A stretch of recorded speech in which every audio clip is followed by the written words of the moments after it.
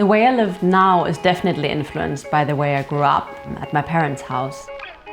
They are both designers, so they've always been collecting classics. There was always like a red thread of honoring art pieces and old design pieces. They had a huge library of art books, and I remember standing in front of it as a kid, just looking at the covers and just being so intrigued by reading through all of them. And I think it's a type of theme that I still have in my own home today. My name is Christina and I'm the art director of Swedish furniture brand Hem. And I live here in this apartment with my partner Anton.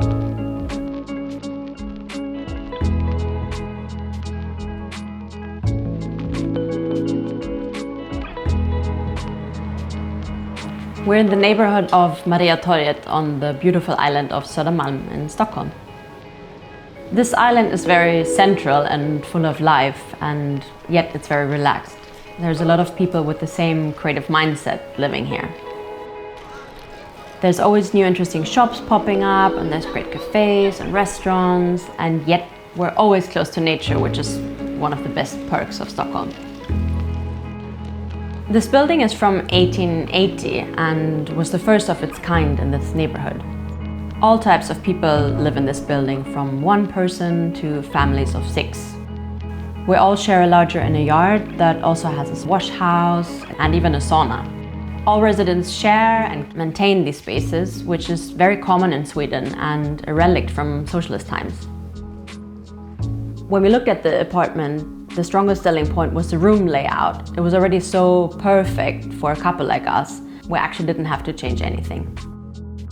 The apartment has 2 rooms and a kitchen on 53 square meters exactly. When you enter the apartment, you'll find a small entrance and also a small bathroom. The living room and the kitchen are also connected and creates a great flow. From the kitchen, you can access the bedroom. There's also a small room going from the bedroom, which we currently use as a walk-in closet. Issue 2 of our magazine is all about finding ways to slow down in the city. Take a cue from our sloths. But don't go slow in getting your copy, because this baby is loaded with all the good things. Gentle and joyful urban art that invites us to pause, ponder and smile. Wild and wonderful architecture, and design full of optimism and a determination to do things differently. There are more small homes to explore and get lost in too. Inspiration for living lighter and finding poetry in the everyday. And a shitload of bricks. Get your copy now. Visit nevertoosmall.com/store. Our entrance is the place where I leave the day behind. It has a simple coat rack and a mirror and some space for shoes. The little green storage from Hem is for all the things that don't really have a dedicated space, like sunglasses, keys and gloves. You can easily turn it around to hide all this clutter if you're tired of looking at it. I love that you can peek into the whole flat from here and appreciate the light coming in from this room already.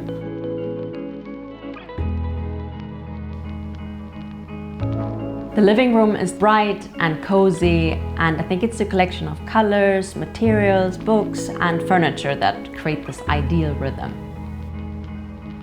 Plants love it in this room.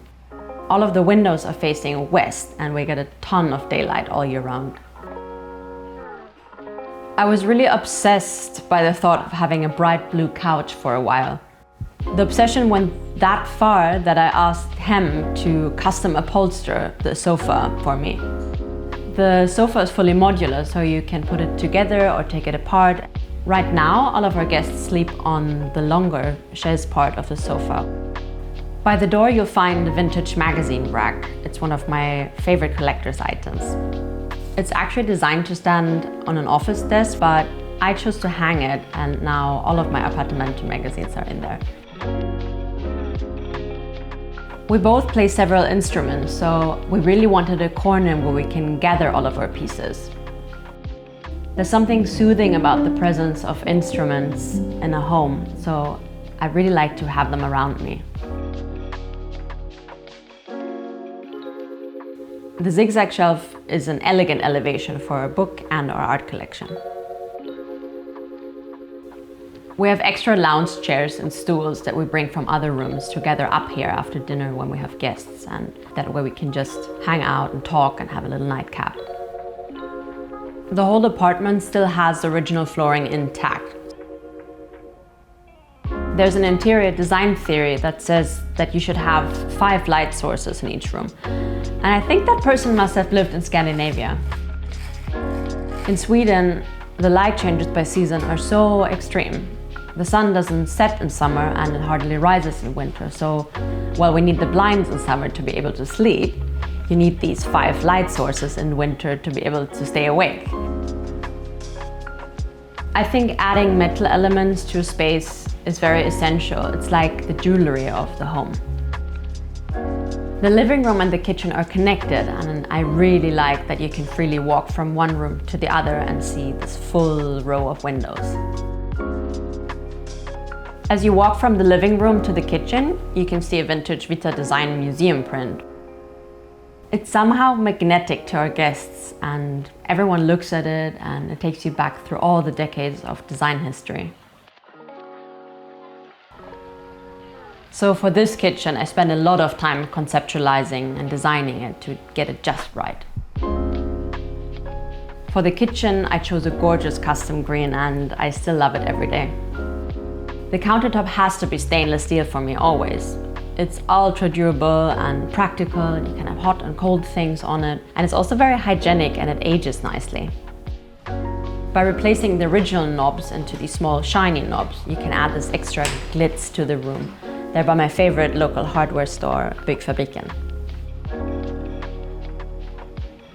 The storage unit on the opposite side of the counter hosts the fridge, and it has a ton of storage for utensils and dishes and all the pantry items.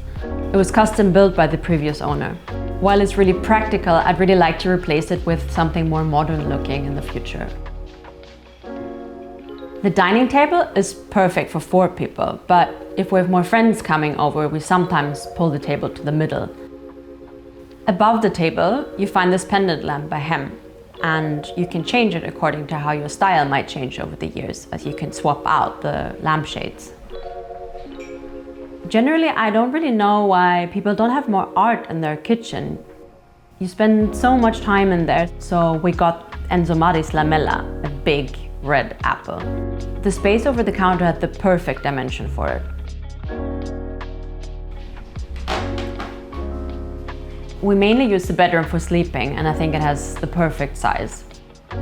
The big rice paper lamp gives a nice even glow to the room. The bed is a vintage IKEA design by Knut Hagberg, and it's from 1982. It was originally designed to upsell the mattress that it holds on 2 chrome-plated brackets.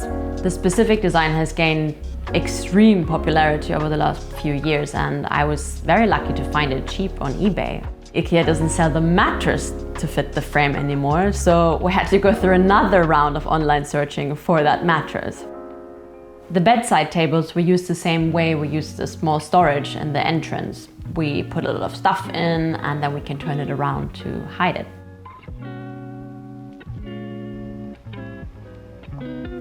The small office desk in the bedroom we use for different occasions.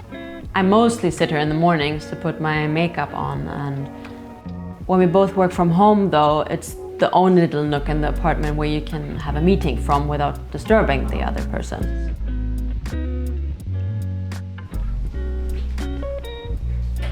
There's a small room that goes from the bedroom that we currently use as a walk-in closet.